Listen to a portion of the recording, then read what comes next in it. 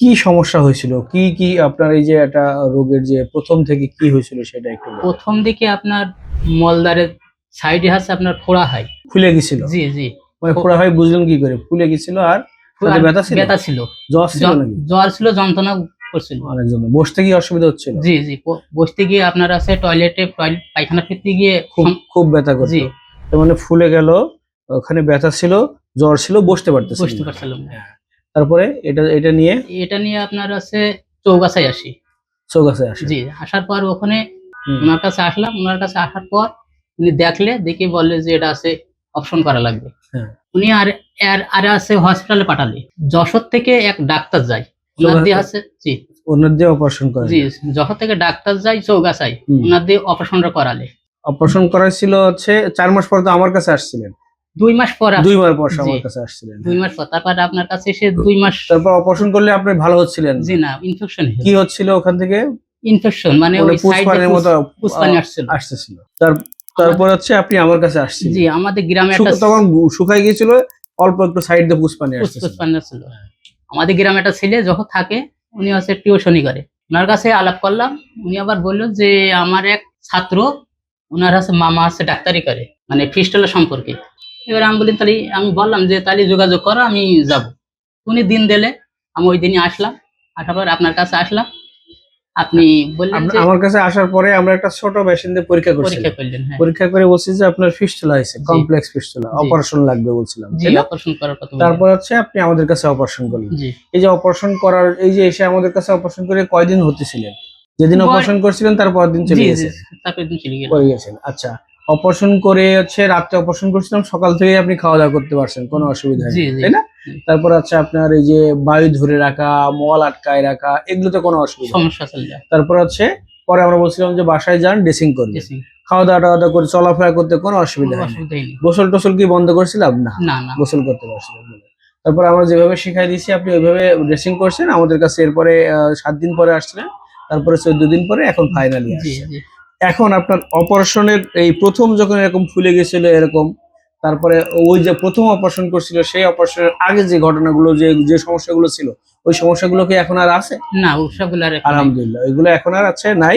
আপনি আছে আল্লাহর রহমতে এখন আমিও দেখলাম আপনার পরীক্ষা করে, আপনার এখন ওই ধরনের সমস্যা নাই, আপনি এখন হচ্ছে ভালো আছেন। এই একই সমস্যা নিয়ে আছে আপনি সাথে করে দেখলাম একজনের নিয়ে আসছেন। ও কি আপনার পরিচিত, বা আপনি কিভাবে নিয়ে আসছেন ওনাকে? ওই আমার আছে মাঠিলা গ্রামে আমি কাজ করি। করার পর একটা দোকানদার বলছিল যে মামা, তোমাদের ভাগ্নে হয়, বলছে মামা আমাদের গ্রামে একটা ছেলের এরকম তোমার এই কেসের কেস হয়েছে। আপনার এই সমস্যা জানতো? হ্যাঁ জানলো, সে বলছে যে আচ্ছা এই কেস হয়েছে। এই কেস হয়েছে। তখন আমি বললাম তাহলে আমি যেখানে চিকিৎসা আছি এখানে চিকিৎসা করাও, বুক আছে, ইনশাআল্লাহ ভালো হইতে পারে। হ্যাঁ, প্রথম যাওয়ার সময় বলে দিবেন যে কখন করা লাগবে কি লাগবে না বলে দিবেন। তারপরে ওনার এই আনলাম আপনার সাথে আসছে। আচ্ছা, আপনাকে অনেক ধন্যবাদ। উনি আসলে আমাদের কাছে আসছিলেন, উনি ওনার প্রথমে শুনলেন তো ফোড়া হয়েছিল। ফোড়া হইলে আসলে কি কি সিমটম হয়? পায়খানার রাস্তার পাশে ফুলে যায়, তারপরে হচ্ছে সেখান থেকে প্রচন্ড ব্যথা হয়, জ্বর আসে, বসতে পারে না। এই 4টা মোটামুটি হচ্ছে কমন। এর মধ্যেই ফোড়া যখন হচ্ছে এরকম হয়, ছোট ফোড়া হলে জ্বর হয় না, কিন্তু ফোড়া যত বড় হয় এরকম হয়, বসতে পারে না এরকম। এবং এটা হচ্ছে অল্প সময়ের ভিতরে, 2-3 দিনের ভিতরে এরকম দেখছিলাম, তাই না? হঠাৎ করে হয় ফোড়া, কিন্তু যে দীর্ঘদিন ছিল হঠাৎ করে ফোড়া হয়েছে ব্যাপারটা এরকম না, ফোড়া হঠাৎ করেই হয়। আবার অনেক সময় হচ্ছে দীর্ঘদিন এরকম পুষ্পানি আসে, ফিস্টুলা থেকেও ফোড়া নিয়ে আসতে পারে। তবে ওনার হচ্ছে হঠাৎ করে ফোড়া হয়েছিল, এটার পরে উনি ফোড়ার অপারেশন করাইছিলেন চৌগাছাতে বলছিলেন উনি। যাই হোক, ওনার হচ্ছে অপারেশন করার পরে হচ্ছে সেখান থেকে ওনার ফিস্টুলা হয়েছিল। এই ফিস্টুলা নিয়ে আমাদের কাছে আসছিলেন, আমরা হচ্ছে এই ফিস্টুলার অপারেশন করছি। আলহামদুলিল্লাহ ওনার কাছে শুনলেন, উনি ভালো আছে। উনি দেখেন, উনি হচ্ছে সুস্থ হয়েছে, একজনের মাধ্যমে আমাদের খোঁজ পেয়েছে, তারপর আমাদের কাছে আসছে। এবং হচ্ছে উনি সাথে করে উনি উপকার পেয়ে সাথে করে আজকে একটা রুগী নিয়ে আসছে। আমার কাছে আসলে রুগী এইভাবেই আসে, যারা খোঁজ খবর নিয়েই তারপরে আসে। তো এই জন্য পায়খানা রাস্তার কোনো সমস্যা হইলে অবশ্যই একজন বিশেষজ্ঞ কলোরেক্টাল সার্জনের পরামর্শ নেবেন, নিয়ে আপনি সুচিকিৎসা নেবেন। আমরা চেষ্টা করি রুগীকে আন্তরিকতার সাথে সেবা দেওয়ার জন্য। আচ্ছা, এই যে আপনার সমস্যা হয়েছিল, এই সমস্যা সম্পর্কে হচ্ছে আমরা এই ছবি টবি এঁকে বুঝাইছিলাম না? হ্যাঁ জি জি, এই যে সুন্দর করে বুঝাই দিয়েছিলাম তো, না?